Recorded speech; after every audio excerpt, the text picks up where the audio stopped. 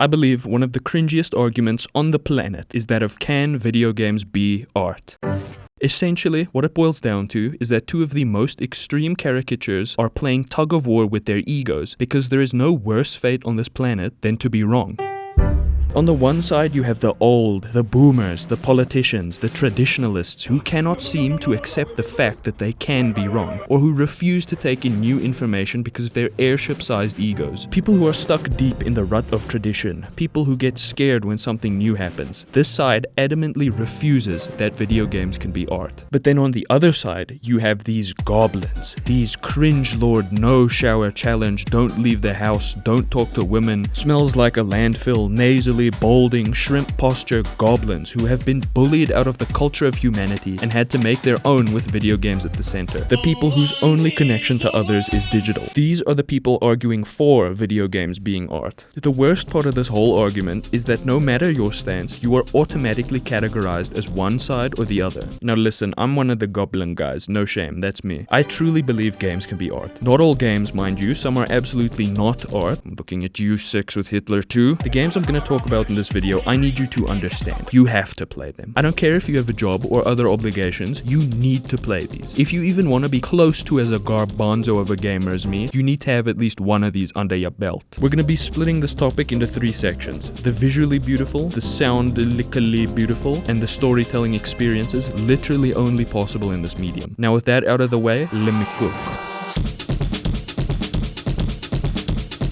If we're talking art, the first thing that comes to mind usually is the visually stunning. Nature, classic paintings, mountains, cliffs, trees, flowers, rivers, horses, settlers, camping, food, Red Dead Redemption 2.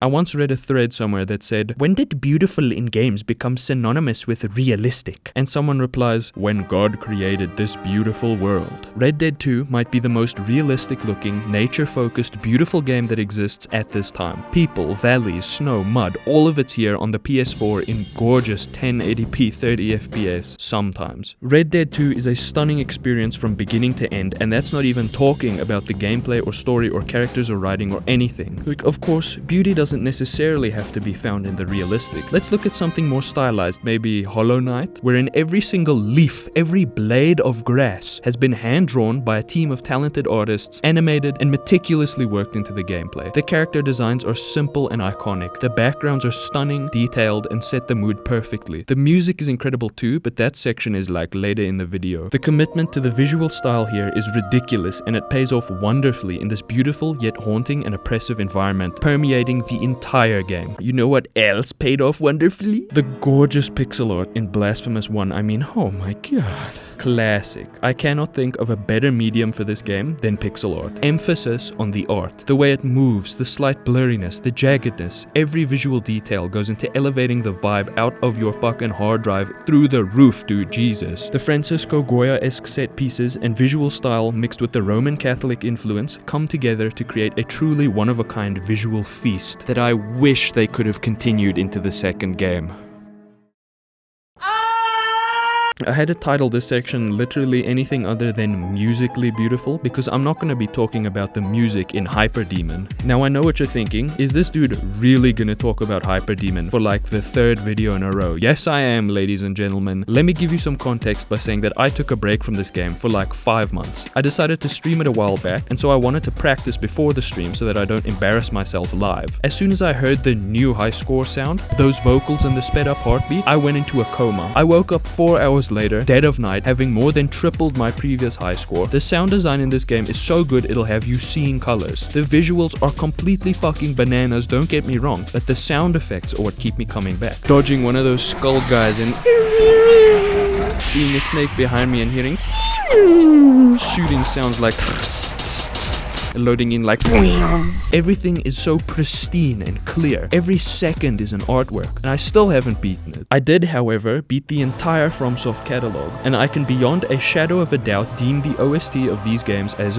beautiful. Ludwig, Ornstein and Smough, Majula, Midir, Shrine of Amana, Fountainhead Palace, banger after banger after banger, all originally composed literally just for these games. Sweeping orchestras rise to titanic peaks during the most memorable boss fights of the previous decade, Serenade, but then they go sicko mode and drop some of the most unforgettable vocal performances in the most bumfuck nowhere areas of these games. Whenever Miyazaki cooks, you know it's gonna be Michelin. Now, if we want to talk games that don't have their own original soundtrack, we can gloss over all the early D&B jungle games from the 2000s and skip right to Death Stranding.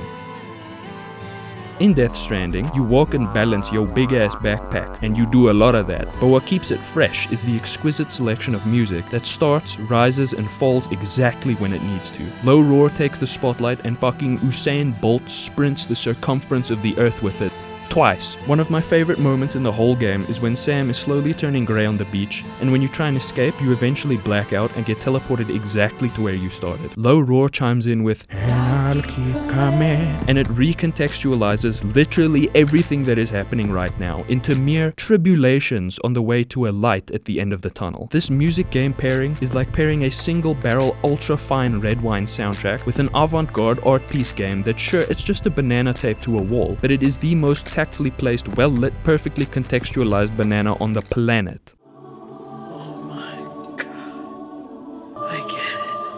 Like, listen, I don't think I've ever told anyone this, but before I am an overstimulation connoisseur, I'm a good story enjoyer. Since I was a little pequeño, the games I have remembered the most and that have altered the way I look at life time and time again have had really, really good stories. If you take one thing away from this video, it's that the games in this story section especially, I need you to go and play. Gamers choose to live many lives. It's for this reason that only after having finished Disco Elysium and letting it stew in the back of my head for a while that I feel like I get it. Disco Elysium is a story, first and foremost, and it's a fucking fantastic one at that. I have never seen characters better written, more lifelike, or more thought out than Harry Dubois and Kim Kitsuragi. To save some time, I want you to play the game and meet Kim for yourself, so I'm just going to talk about my personal favorite character, Harry. The Harry I played as my first time around. Detective Harry Dubois is a Lieutenant W. Freighter in the Revacholian Citizens Militia. He is a struggling, depressed, insane, drug-addicted amnesiac who needs to solve a murder case while still reeling from the fact that he cannot even remember his name. He has loved, lost again and again and again and again over and over for 6 years, while his co-workers and friends have just slowly watched him deteriorate. This amnesia, whether self-inflicted or not, acts as the perfect excuse or starting point or reason or whatever you want to call it for him to evolve as a person for better or for worse. He's a smooth operator, a charmer, a klutz, a dimwit, an incredibly sensitive instrument. He's the most interesting man in the world. Through the course of the game, your Harry can become any kind of person you want him to. A fascist, a racist, a superstar, an omen, a miracle, or maybe just a man on the path to healing. And you can tell the other characters about it in-game. Every single character that you can talk with has spiraling, branching dialogue trees, different interactions based on the time of day, different interactions based on what item you're holding, how far along in the story you are. It's ridiculous. At the time I played it, I was struggling too, mental health and addiction-wise. Through this, I could relate to Harry's struggle on a personal level, which made his recovery and sobriety in my playthrough of the utmost importance to me personally. I needed to see Harry not just surviving, but thriving. And the game let me do it. Fully voice acted, completely immersive. Every single dialogue option I chose, I had to sit and stew over for 10 minutes, because each of them are so well written. Even the player character in Disco Elysium feels like a real person. Talking about this game is like talking about your favorite book. It just never ends. Within 3 months of finishing Disco Elysium, I played Outer Wilds. Not Outer Worlds, Outer Wilds. A game that gets marketed and hyped up with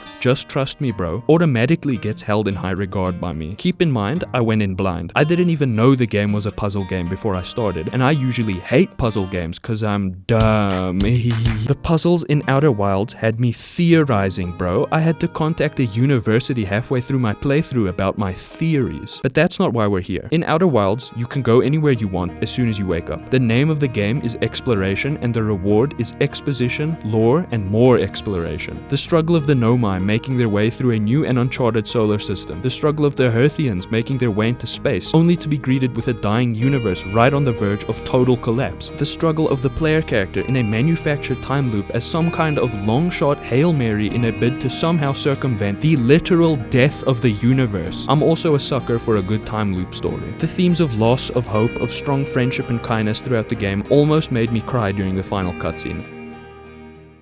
Gris is one of the only games to actually make me cry. Oh my god, the visuals, the storytelling, the characters, the colors, the sound. Gris is more so an experience than a video game. The experience of loss, healing, and grief. The entire world is influenced and changed by the main character's emotions, ranging from a dull and unfeeling white to blood-red vistas of rage, to green forest to blue oceans. The fish level was actually one of my favorites, by the way. Each stage of grief corresponds to a section of the game up until the final fight, where the MC finally conquers her emotions and learns to live anew despite her tragic loss. Everything about this game screams play me, and I'm glad I did.